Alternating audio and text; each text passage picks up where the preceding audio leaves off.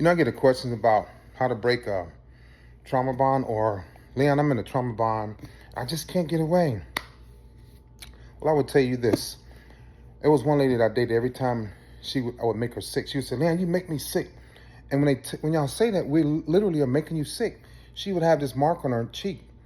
I stayed with her for months, and every time I would leave and come back, the mark would be gone.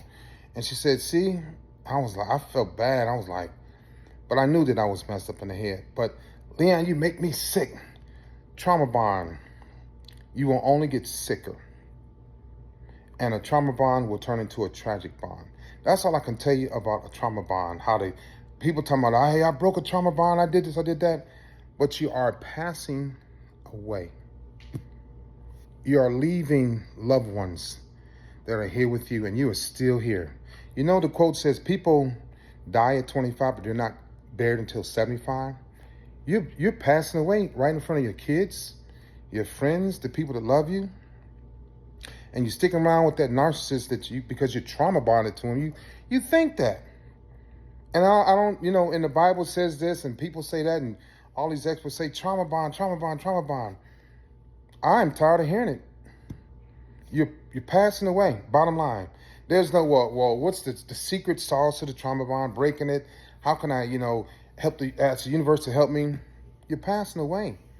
You're leaving people. Think about it. When you first got with that person, you was high on life, hyper, excited, loving, caring. Take a look at the picture 6 months ago of you and take a picture of yourself now. You got rings around your eyes. You may be even hunched over some, right? Your blood cholesterol level has changed. Your menstrual cycle is off. You might be missing teeth. Your teeth might be stained.